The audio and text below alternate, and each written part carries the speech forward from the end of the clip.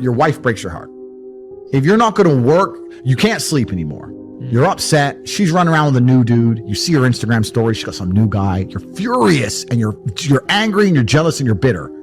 You have all of this inside of you, but you're not going to go to the gym and work hard and become so fantastically in shape and so rich and so powerful that no girl ever leaves you again. You're not going to do that. No. What are you going to do with it? Text her? Try and explain to her? She doesn't care. Like, you can write the most perfect English. You can write the most beautiful words ever constructed. Forget Shakespeare. You can do, it doesn't matter. She doesn't care. She just doesn't care. She's distracted. She forgot about you. She forgot about you. So what are you going to do with all of that inside of you if it's not positive? Well, it's going to consume you and you're going to end up self-destructive, or you're going to embarrass yourself, or you can take all of that and put yourself in a position where it never happens to you again.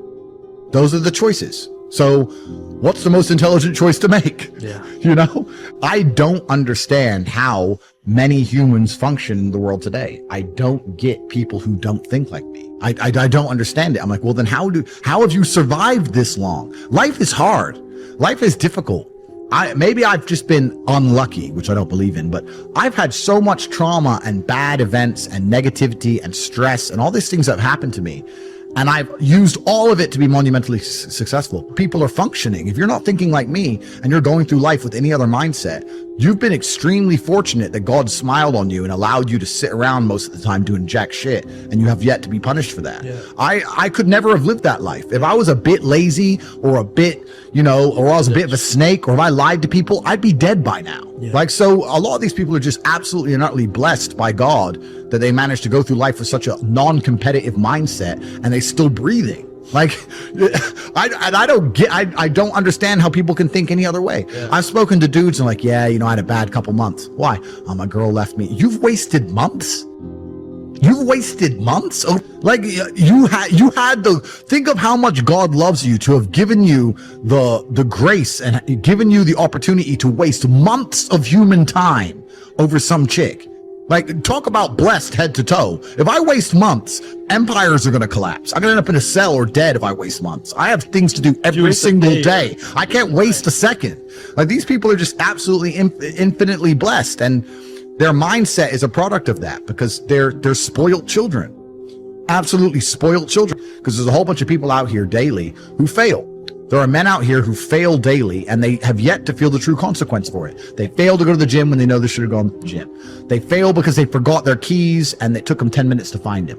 They fail because they replied to a question they got sent on WhatsApp the wrong way. They fail because they didn't smile when they were supposed to. They didn't say please and thank you to that person who helped them. They fail because they didn't say hi to that girl who's looking at them out the corner of their eye. They just fail perpetually. They go through life missing every opportunity and just failing. And somehow we've built a society which is so soft and God is so giving and so graceful that they still have a place to eat and somewhere to sleep, and they're still surviving.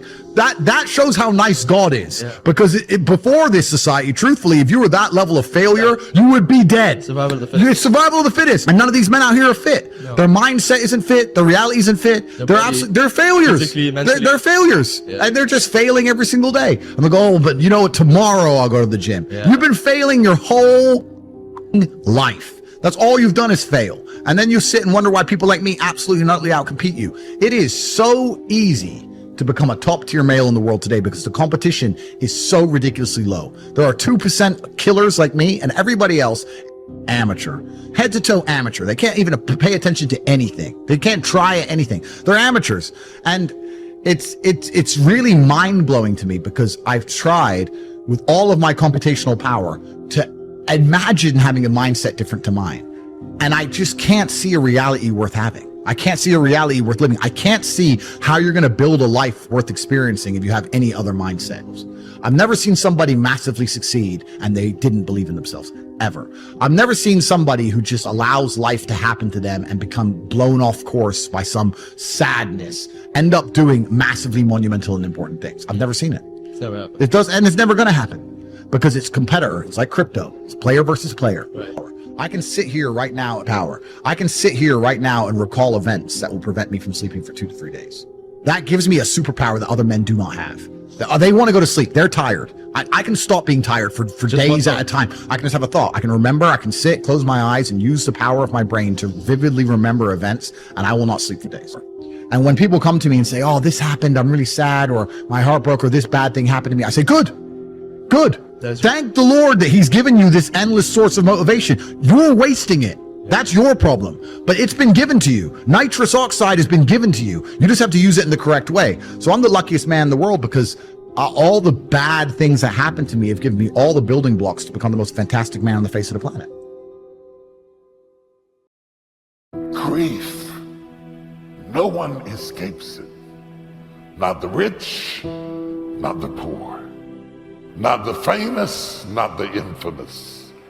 Grief is a natural response to loss. Often the pain of loss can feel overwhelming. You may have all kinds of unexpected emotions. You can be angry. You can have disbelief, you can have guilt. There isn't a person listening to me who hasn't encountered grief. You've lost somebody, you've been through some things. Maybe it was the loss of an opportunity. Maybe it was the slow disintegration of a relationship that was once a source of love, and now it is a source of pain. No tear ducts will go unused in this life. The moment the doctor slapped your bottom, you came out of your mama crying. There is no way around it. There is no injection for grief. No medication for grief. It doesn't matter how intellectual you might be, how wealthy, or even how spiritual you may be. Grief without discrimination comes to everybody. Don't let these people deceive you that they are so spiritual they don't know what it is to have grief. They are liars. Every last one of them are absolute liars. While grief is common to all of us, prolonged grief can be physically and emotionally debilitating. Can affect your health. Can affect your mind. It can affect the next relationship you have because you really haven't gotten over your past relationship. How long will you mourn? You should have overcome your grief by now. How long will you weep? How long will you be bitter? How long will you be angry? How long will you sob and mourn and walk around enraged? What good is it getting a divorce if you're still gonna be mad? If you're still gonna be writing notes and wondering, did you see him and who was he with? You are not divorced. I don't care what the paper says. You are still married. How long? God says, how long will you mourn over a door I have closed? How long will you mourn over a marriage that's over? A job that's gone? A girlfriend that left? A boyfriend that left? How long? How long will you be angry and frustrated and build your whole life around something that is dead? If you're going to fulfill your destiny, you have to get good at letting things go. Jesus said, offenses will come. Disappointments will come. Betrayals, things that are not fair will come. How you handle the hurts will determine whether you move forward or whether you get stuck, bitter over what didn't work out. How many people are living wounded over how they were raised, a friend that walked away? They wonder why they don't have good relationships. It's because they haven't healed. God brings a new person, but they're so insecure. This new person has to keep them fixed. The problem is that's not sustainable. Until you let go of what didn't work out, that wound is going to hinder you wherever you go. You would be shocked at the people who get up every morning with a heart full of grief. And it comes out in their speech, and it comes out in that snappy way they confront you, and you think they're mean. They're not really mean. They're still grieving. How long? How long does it take to get over a person? How long will you put your future on hold, mulling over your past? How long? I came to get somebody unstuck. I came to get somebody free. You cannot spend your rest of your life grieving over who didn't love you, who wasn't there for you. You're stuck. God did not create you to be stuck with a heart full of grief. It's why you can't fall in love. It's not that there's nobody to love. It's that you haven't gotten over who you used to love. How long will you be angry? How long will you keep checking their Facebook page? How long will you keep investigating somebody who's not even thinking about you anymore? How long will you mourn around the tomb of what didn't work out? There are some times in your life that you gotta get up, wash your face, go on with your life. Life is too short for grieving over who didn't want you, who left you, the job you didn't get, the house that you didn't close on. How long? I don't know who I'm preaching to. You are not yourself. You were not created for this. You were not created to be stuck like this. God wants your nerves and cells and bone and muscles to move. Somebody shout, move. I will not spend the rest of my life hanging around the cemetery of what could have been, what ought to have been. Look, man, if you got something that's been bothering you in your life, get past it. Don't lay there wallowing in your past, man. Your past is back there. It's much more freeing when you learn to let things go. Wasn't fair? That's okay. God will be your vindicator. They hurt you once. Don't let them continue to hurt you by holding on to it.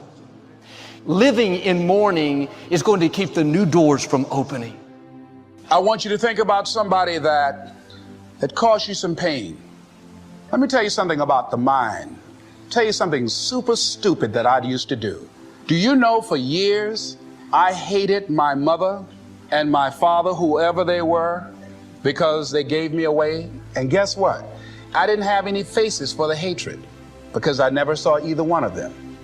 And then once I forgave them and said, had they not given me away, I would have never been blessed to have the mother that I have, who to me is the greatest mother in the world. You can't change the past, but you can reinterpret how you see it.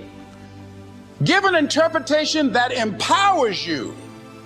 I let that luggage go. Think about somebody that you've hurt, somebody that you've disappointed, or someone that has hurt you. Look at them in your mind's eye and say, I forgive you. Boy, that's a heavy load to let off. I want you to live in a continual process of forgiveness. Every day, we should be ready to forgive. I've learned life is full of wounded people. At times, they'll be disrespectful. They'll say things they shouldn't. You can't stop the offense from coming, but you can keep it from getting down in you. Joel, I can't forgive them. You don't know what they did. You're not doing it for their sake. You're doing it for your sake. Let it go. You have to give it to God.